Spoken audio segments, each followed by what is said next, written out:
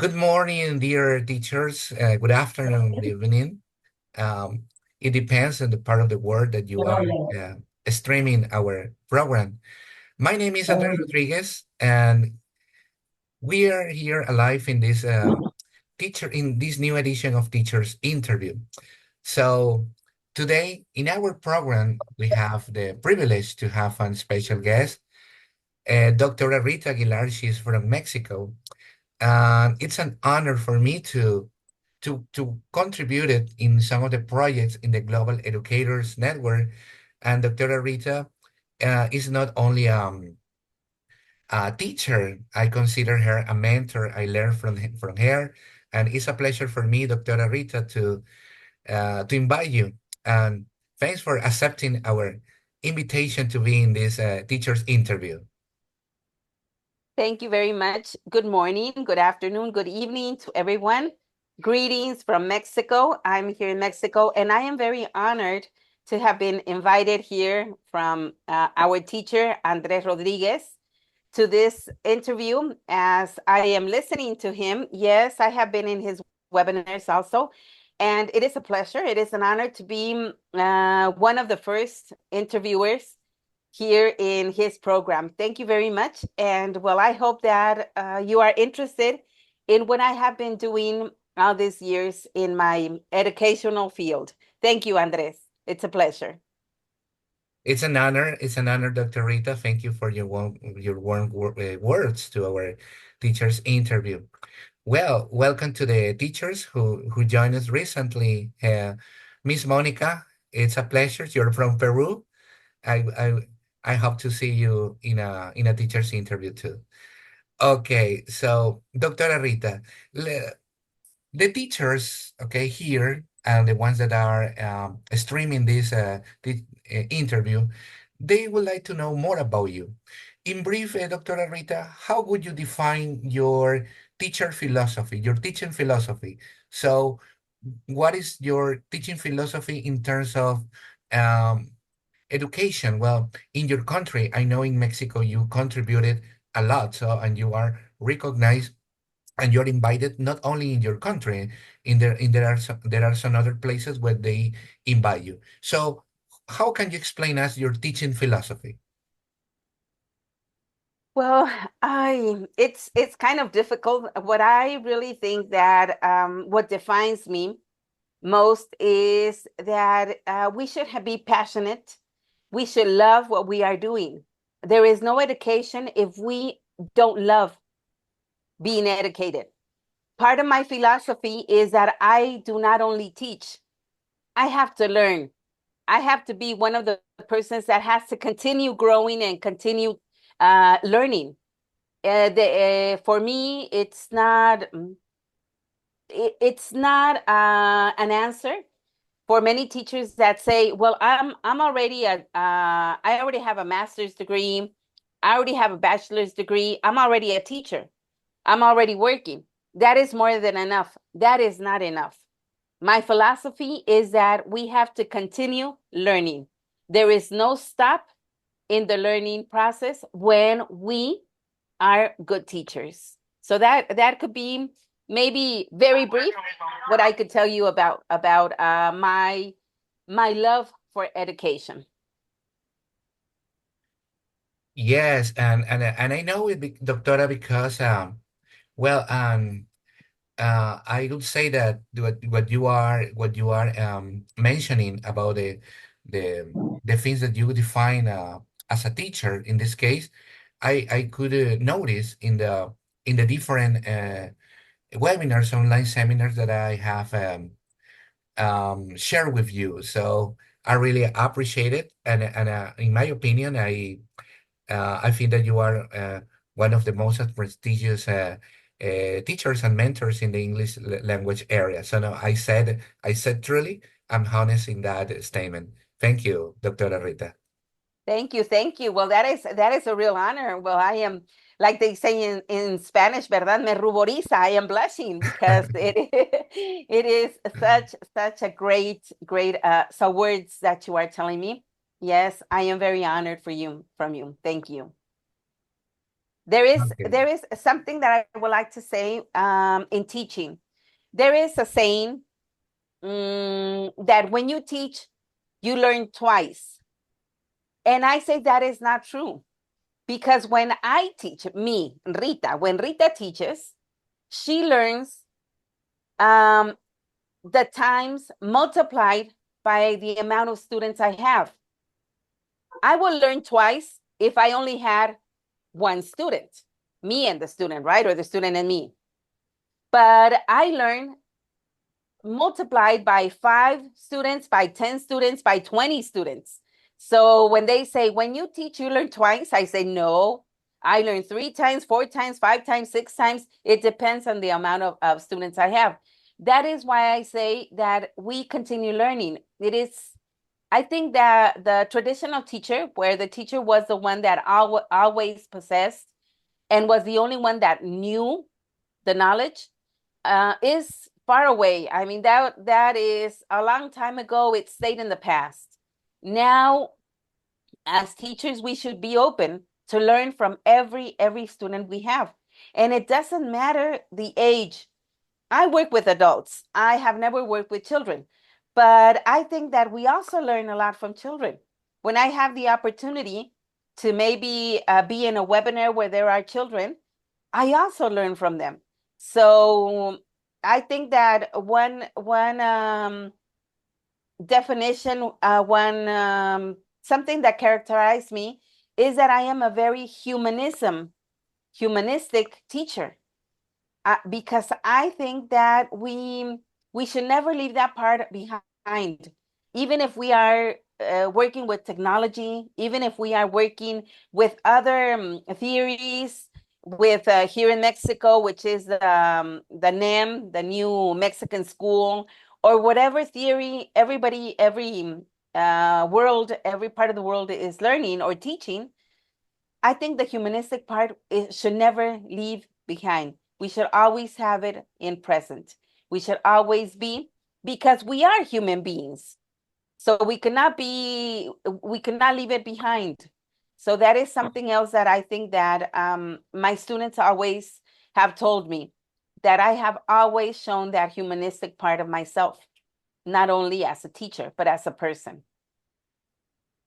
That sounds very interesting, Dr. Rita, that you mentioned the humanism approach, that contains a lot of values, core values for teachers that we can share with our students. So I think that's fundamental. No, that's the the the one of the most important part, because the most important key of success in education, because um, if you have a full memory of knowledge or experience, but if you don't touch hearts, if you don't touch viewers or with positivism, it will be impossible to get access to different children, teenagers, or even young adults. So I appreciated the that connection, the human connection through the education in this case. So I remember, Dr. Rita, one year ago, I remember in an online webinar you talk about it. You talk about humanism with that topic. No, it was very interesting. Thank you. Yes, you invited me to a webinar, and if I remember correctly, it was about humanism and connect and uh, cognitism. Mhm. That I always say that if we try to teach, but we leave the human part away, the humanistic approach away, far behind, it is very difficult to have students learn, to have that connection with cognitism. So that's why I always say it's a humanism plus connectivism will always take to a learning, a very what we call a significant learning approach. So yes, you invited me, yeah, more or less a year ago. Thank you. And yes, we talked about that. No, thank you, because you with those topics that you share, I think you inspire other teachers globally. Remember that there are some other teachers that follow in the Global Educator Networks or in other sessions that we share with other colleagues. So I think that that interaction, that information that goes fluent, you know, through the net or in the online sessions, it's they are very important for teachers to use in the classrooms or to improve their teaching experience. So that I consider that it's one of the most important facts, no?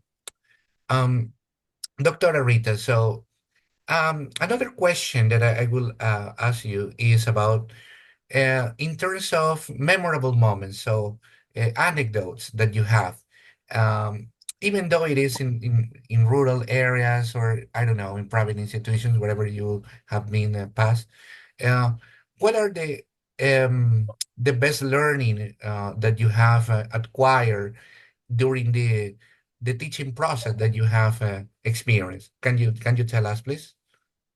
Wow, I think that is a very difficult question because I've taught for so many years that, and I have so many memories, so many anecdotes to talk about. Um, I think that I started teaching when I was 17 years old.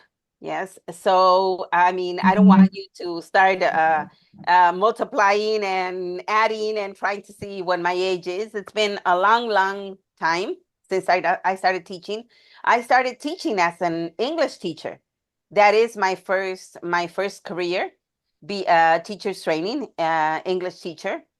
And I think that I remember my first students, they were from junior high and high school in a private school. I have not taught in rural levels. I have mostly been in the city. So I think that one of my dreams is to be in an outside a suburban elementary school because I don't have that experience with kids. So it would be very nice for me before time passes by to be in a suburban elementary school. Well, one of my first, I think it was something that maybe students were. I had students that were older than I was at that age. I had students that were 19 years old, 20 years old, because it was a private school where it wasn't a bilingual school, but mainly all of the students that were there spoke English also, Spanish and English. In one of the main cities, which is Guadalajara, in the state of Jalisco, in Mexico, this state and this city is one of the most recognized. So it's one of the principal cities in the whole country. And I remember that the first time that I stepped inside of one of my classrooms, one of my some students they were they studied their junior high in a military school in United States, so they were bilingual. They were complicated students, and when they introduced me to the classroom and they said that I was going to be their English teacher, as I recall, I was 17 years old. So I stood up in front of the class and they were twins. So both brothers at the same time looked at me and said, you will be our teacher. I mean, you are so young. You're a kid. What are you going to teach us? I don't think you're going to teach us anything. We already know everything. We're bilingual. So I said, okay. I mean, I was sweating. I was so nervous because it was my first class. And with these type of students, oh my God, it was hard. So what I just said, I mean, God inspired me. And I just said, you know what? Well, I cannot tell you what I'm going to teach you right now. I have so many knowledge to share with you that it's impossible for me to tell you in this class what I'm going to teach you. So you will see in every one of my classes, and you will see that you will learn a lot from me. That is all I have to say to you. So let's begin our class. So I think that was something that really, uh, I mean, it's been, I don't know, maybe more than 30 years ago that this happens. And something that I really recognize, that's why I say that humanism is so important, because up to now, I mean, those students were my students more than 30 years ago. And up to now, I still have a WhatsApp chat where I have my all my students from my the first classroom, the first students that I had. I mean, that they are older than I am, that they are my age, that I've been with them through their studies, their marriages, their children. Most of them are also grandparents already. So I think that I think this is what has left me the best thing, the gratitude, what I have to thank God, have to thank my teaching, that I continue keeping in touch. If they have a problem, they still call me. And I'm telling you, this is more than 30, 35 years ago. And up to now, my students from junior high, from high school, my students from bachelor's, from master's degrees, from doctorate degrees, I still have communication with them. And I think those are the best experience that I have had. And I think that is what I have to thank God, that they still look for me. I think I did something correct, because I keep having communication with them. And this wouldn't happen if I wouldn't have been a teacher. So I could say many, many, many other memories that I have, very good and bad experience that I've had, but I think that the best one is that I still have communication with all of them, with most of them. Maybe not 100%, but I think a 90% of them I do. So I think that is the best part of me being a teacher. So I highly appreciate that experience because at the deep of our heart as teachers, we receive the warm love of our students, the acceptance, the recognitions. For the years when they grow adults and they see us in the street and they say, "Hello, you are Miss Rita, you are Andres, your teacher, you were my teacher," and sometimes we're confused in that moment and we don't remember them. But when they look at us and they say, "Okay, you were my teacher. You were in that school." Oh, so I think that that moment is fantastic. So as teachers, that we have experienced that. Um, okay, in this moment, dear colleagues, as Dr. Rita Aguilar from Mexico, she's our special guest today in our teachers interview.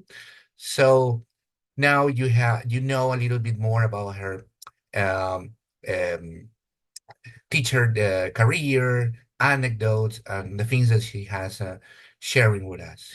Okay, so if you have any question in this moment, you can raise your hand. If you want to make a comment, please, you can write in the chat and I will read for you. Okay, so let's go. In this moment, dear teachers.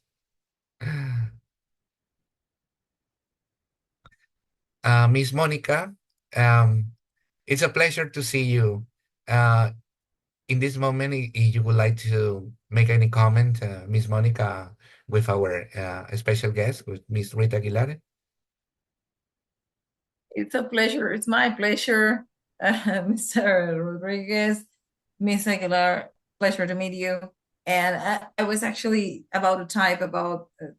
I basically can't understand. I mean, the way she felt those first years of teaching experiences, because it happened basically the same to me. Something. It's like when you start, you have like the hardest experience. The first classes are sometimes they are terrifying. I have to confess. Yes, I had at least two or three very complicated young adults, because I mostly teach, as in the same case as her. I also teach mostly adults, but also children sometimes. But yes, that first class, I think it was a French class. Oh my God. And I remember how stressful it was for me at the beginning to start. And but then with time, it's like you start getting some kind of, I don't know, you start like it's like you adapt yourself to everything. It's like you start learning the ways of people and seeing, okay, this is bothering him or her because there is you are not the reason. So you start recognizing that something else is causing that pain in the student, and you try to see, okay, and I could do it, and I was also very young. But at the first, the first classes, the first month, 2 months were very stressful because I had to prepare material, and I also had to basically try to meet people's expectations. And it's like a lot of stress for a young teacher. So I definitely understand. And I was, relating with her experience. I was about to type, so I'd be surprised. So yeah, I'm on the spot right now. But yeah, it's pretty much what happened to me. Yeah. Okay, thank you. Thank you. Nice to meet you, Monica. No, it's my No, pleasure. it's a Yes. pleasure. And yes, I think, and maybe when we started a couple of years ago, it's not the same as it is right now because in my case, we didn't have internet. I didn't have internet at that time. The material, I had to draw my material. I had to buy my material for my classes. Now we have the opportunity to have everything in the internet. Well, I mean, you could download everything. You could look for everything. I mean, I need a picture of this, click, click, click, and that's it. But at that time, I mean, all your material had to be, and it had to be prepared beforehand because it was impossible if I missed something, if I forgot something. I mean, that was my problem. And now if Yeah. I forget it, well, I have the computer. Oh, it could be here and I could look up it here and I could do it fast. So I think that we had, even though it was complicated and we didn't have the facilities that we have now, but I think, I mean, I wouldn't change it. I wouldn't change it because I wouldn't have gained this experience that I have right now. Yes, so I understand. And yes, it is the first years, the first months, it is complicated, especially when we have different types of students and we don't have that experience on treating, managing these type of students. And you have to have that experience at the moment. You have to be so intelligent that what do I have to do? What do I have to say? And I mean, it's improvising all the Yeah. time at the beginning. Yes. Well, congratulations and thank you. Thank you. Thank you. Thank you so much. Thank you so much, dear Miss Monica, for your contribution. Well, so Dr. Rita, I would like to introduce the one of the part of your roles that you perform as a global educator network. So I mean, GIN, no? What is the non-governmental association where we belong to? So, and there are many teachers, mentors from every part of the world. So, and also different in continents, no? So, good could you explain us to the teachers, to the audience, what is the Global Educator Network's purpose? No, maybe I know, but the rest of the teachers, you can clarify it. Thank you. Of course. Of course. Thank you. Well, it is a pleasure. I've been having, as Andres said, a very great experiences all around the world. Global Education Network is a private organization that was born in Bangladesh, in India. And it was born from Mudin and Corina, which one is from Bangladesh, Mudin, which is the president, and Corina, which is from Romania. They both decided to open this network for English teachers, especially English teachers. It's not only English teachers, but it's for English speaking teachers from all around the world. And it began more around 2 years and a half ago.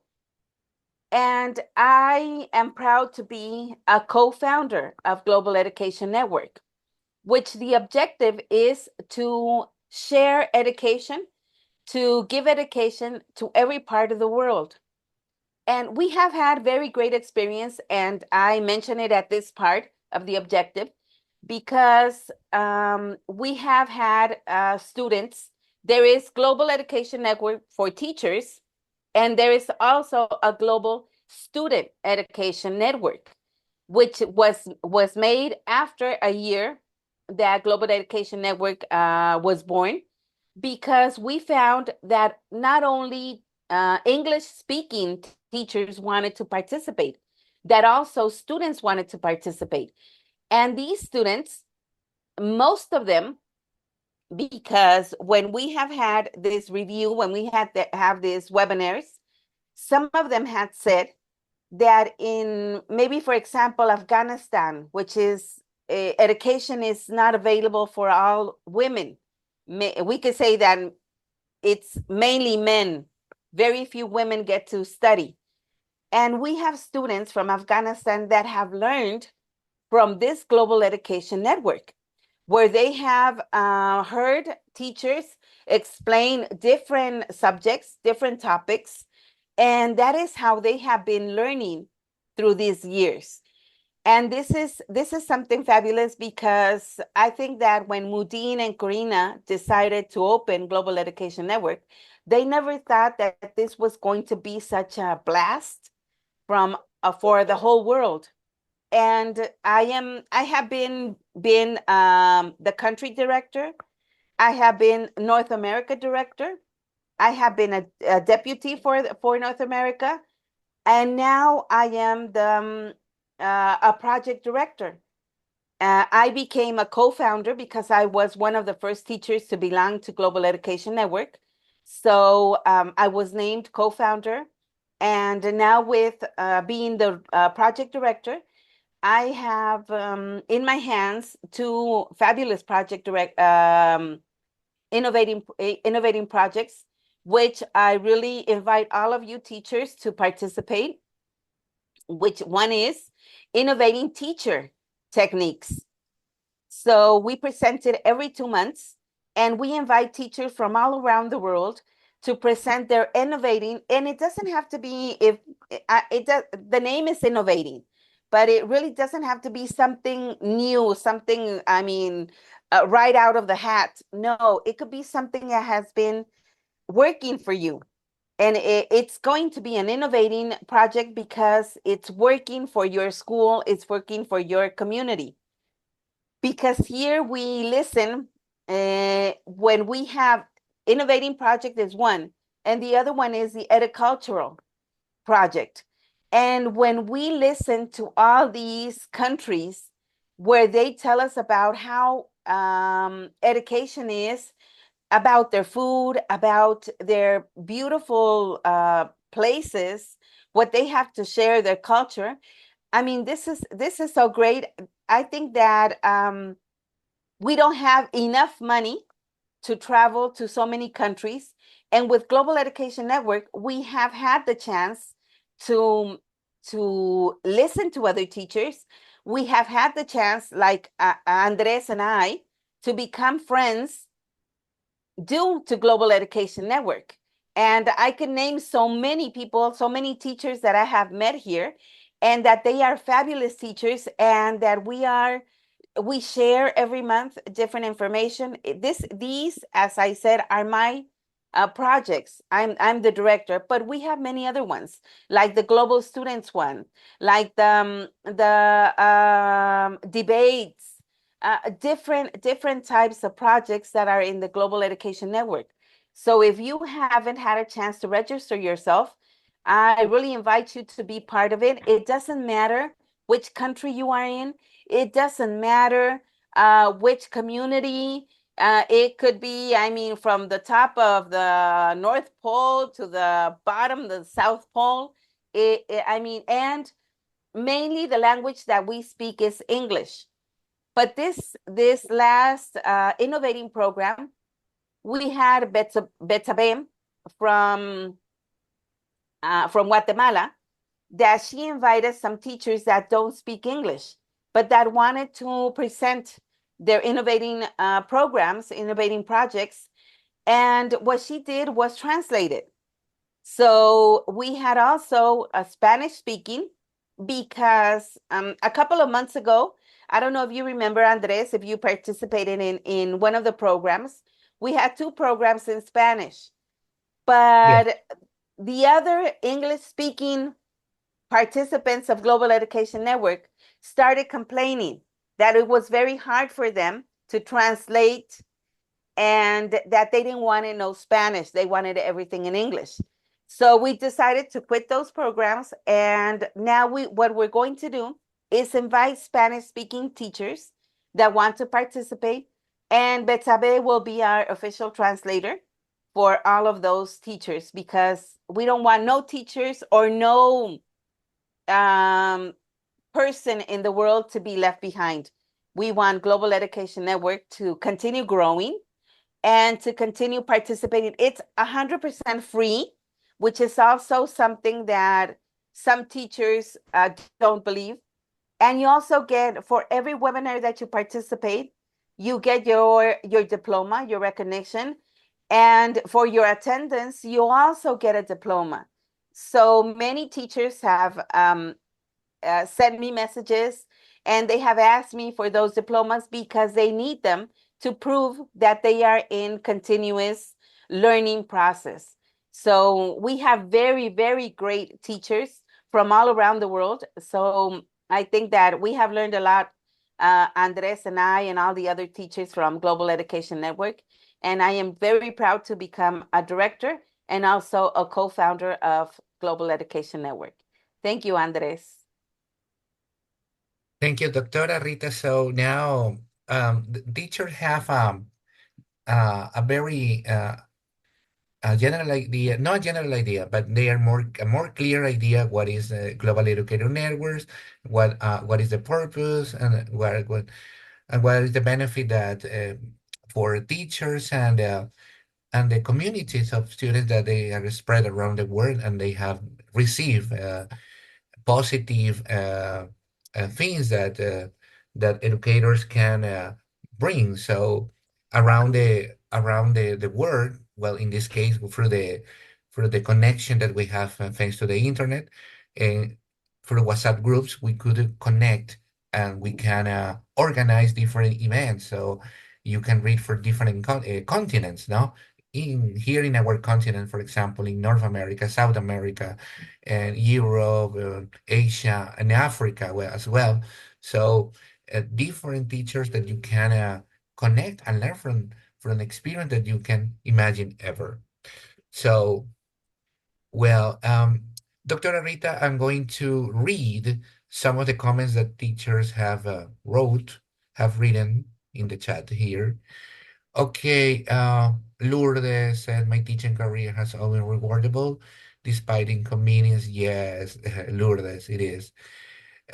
So um, in this part of the program, in the teacher's interview, we are going to ask Dr. Rita more about um, her private things, the things that that she has that she usually does as hobbies and things like that. No, Dr. Rita. So behind the curtain, as it is an expression in English.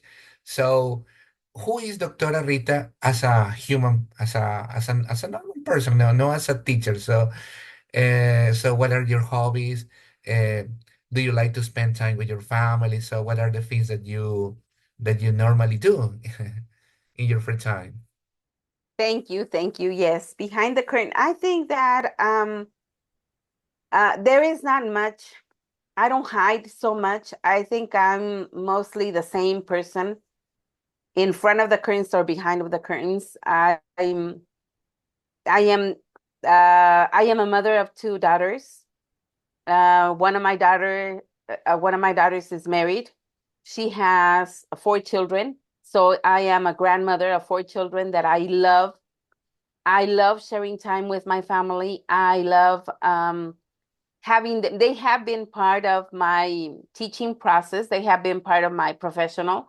They have been, I think, part of um, the very, very first part of everything that I do, because I think that everything that I have decided to do in my life, they have been my partners in crime of everything, because they helped me. They have been, I could say that, for example, my first daughter, she was with me when I was teaching. since she started to crawl. So when I started working when she was a month old, and I took her to my classes. I took her to school. I had an office in the school, so she was taken care. The school was her babysitters because I was in class. She started crying, and my students all came out from all of the classrooms to go and check her. So they have been my partners in crime if with every activity that I do. Part of my hobbies, which I don't consider a hobby because I consider it as part of my life, is promoting human rights and culture of peace. I am a person that, since I said, this human part of me, this humanistic part of me, is something that has has identified Rita since she was, I think, since she was born. Because as I remember my childhood, I have been always taking care of people. I have always been thinking that, oh my God, this person is in the street and is not eating. My and this is what that is why my daughters are my partners in crime. My grandchildren are also, because as they've been growing, they are also always telling me, "Are you going to help?" And I want to go with you. I go to different places and share food, share clothes. If somebody tells me, you know what, I have this furniture and I'm going to throw it away. Oh, don't throw it away. I have some place to take it. There is somebody else that's going to need it. So I think that is part of my life, so that I'm not an in and out curtain person. I think it's me always. Rita's always the same in class, because I start talking about the culture of peace in my classes. I start talking about human rights, and I start inviting my students to be part of this. I cannot say it's a fashion, because sometimes I know a lot of people that promote the culture of peace and human rights, and that they are not convinced. It is because they need it, because they need to be part of the political program, or because they need it to be promoted to something. And I think I'm the person that the last one to be promoted, because I do it because it's part of my living. So in all of a sudden you could see in my car that I have maybe bottles of water, maybe cookies, maybe food, because or maybe I have my sandwich that I'm going to eat during the day. But if I see somebody that comes up to my car and asks for money, or I see that they haven't eaten, I get my water and I get my sandwich and I give it to them. Yes.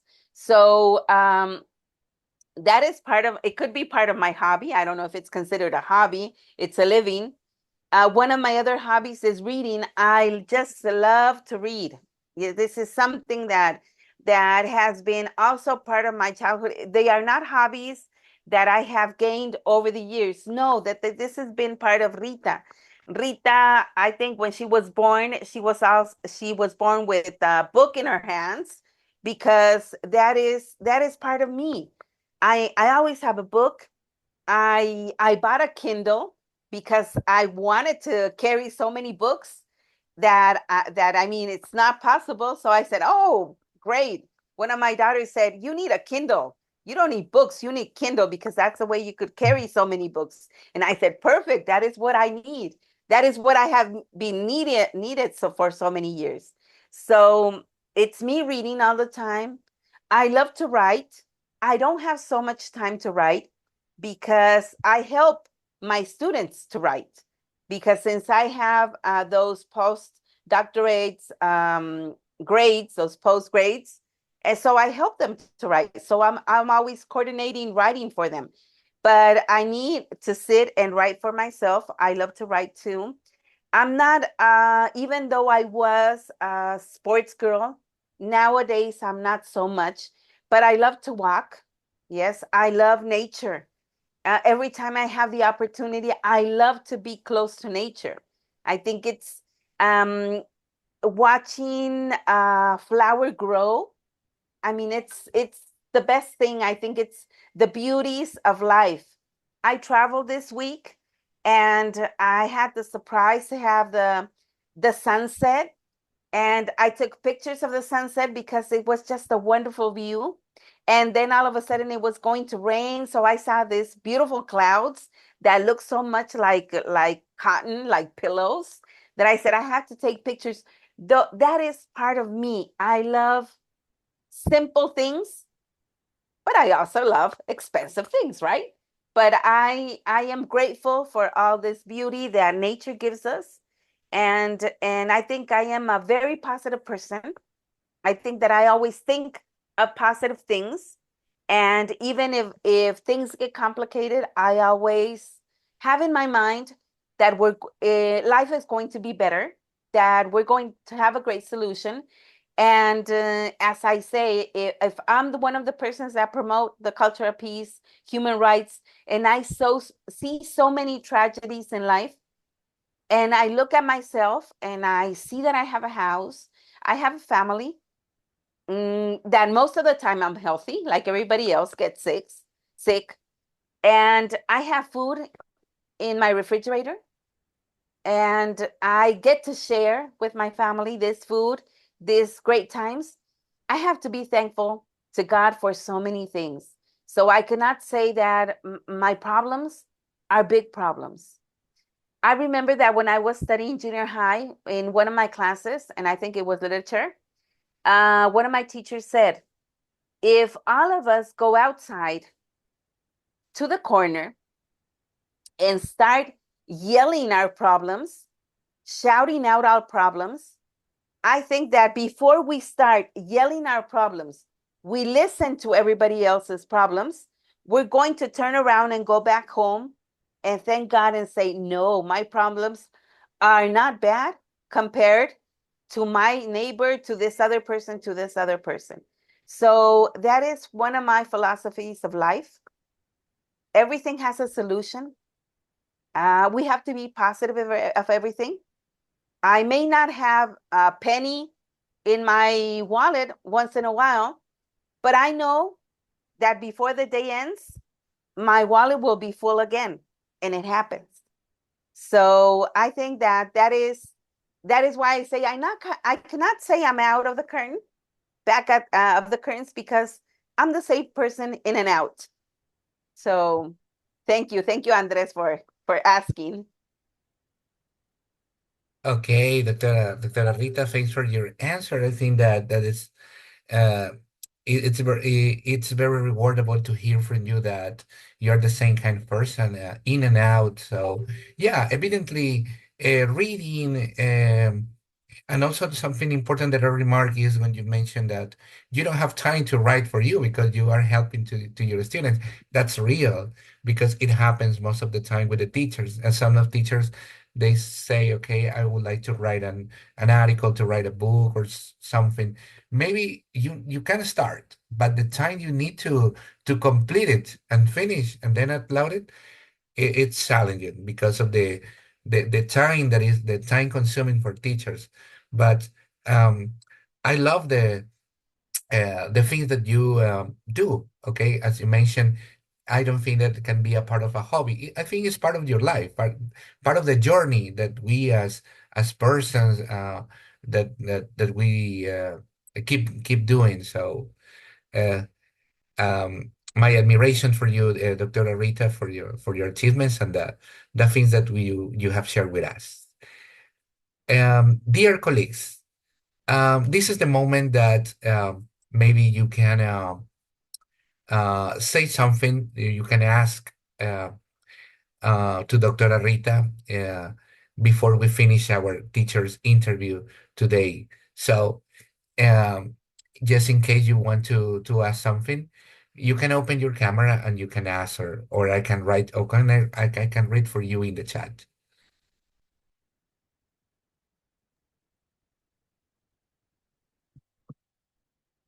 Okay, Okay. Good morning. I'm from Peru. I would good like morning. to. I would like to great this opportunity that both of you shared different kind of experiences. But I have a question for the Mr. Rita, Mrs. Rita. If what are the some projects that you can share or you can listening impact on your teaching aspect? Because you mentioned that we have you have a different teacher from different countries and maybe some of them share with you and a project. What was the most important impact on your professional life? And if you can share with us. Thank you. Yes, I have, as Andres said, I have been invited to different countries to share. And well, I cannot say that what are the most important projects because all of them have been important for me. This interview is very important for me. As I said, we have to be grateful when we are invited to any project. I have been, for example, for Angola a couple of months ago. I was invited to be part of Congress. This Congress was for students, for university students. And we had to share with them how what are their needs, what is the characteristics, the competencies that they need for a future, to work in future. We know that most of the time in universities, some universities only share knowledge and knowledge and knowledge, and they don't give the students working competencies to be able to go outside the world and act as professionals. This is in every part, and not only in some universities. I think this has to be with, I don't know what it happens in many ministries of education, that we don't think that students need to have skills to go outside the world. When I teach my master's and doctorate degree students, I always try to share with them the skills and the knowledge that they need to really show it in class. We can learn. Sometimes we think that when we study a doctorate degrees, we have to read and read and read and read. But what do we? I mean, as I say, when our head is filled with reading, when with knowledge, and we cannot do anything with it in the real world, why do we have it? It's not worth it. So when for this Congress, it was really important for me in Angola because what they really wanted is for students in university to learn and to know the skills that they needed to be good professionals. So that is one of the projects that I had. I have been invited to write. I have also some articles that I have written with some other colleagues from different part of the world. Right now, I am invited also to another country's project, which I have to sit this weekend so I could send my abstract, which is also on educational skills. So I think that that is the most important when we share projects for the world, for a real life situation. Thank you, Danny. Thank you. Thank you so much, Miss, for your question. Dear teachers, in this is the last part of the interview, so I would like to send to say thank you for being here and be part of this interview and to share this moment. I know that it's Saturday and occasionally Saturdays are days off and we try to spend time with the family, but I highly appreciated that you stay with us in this teacher's interview and for your professional development too. So, Doctora Rita, thanks for accepting. I hope that we continue with more webinars, with more opportunities to grow for teachers. Um, you know that in my case, you can count on me for the contribution and to support, no, for global educators or any other activity that we share together. No, thank you very much, Andres, for inviting me. Thank you for this honor. It was a pleasure for me to be here sharing part of my life. I hope the teachers that were here enjoyed this journey with us, and of course, it would be great to have you with me with us in other projects. Thank you very much. Thank all of you for being here. Thank all of you teachers, all of you from different parts of the world where you are listening to be here in this interview. Thank you very much. An honor. Thank you very much, dear teachers. Have a nice weekend. Enjoy. And we are going to invite you for the next teachers interview or webinar that we can organize. Have a nice weekend. Bye bye. See you. Thank you. Bye. Thank Have you. a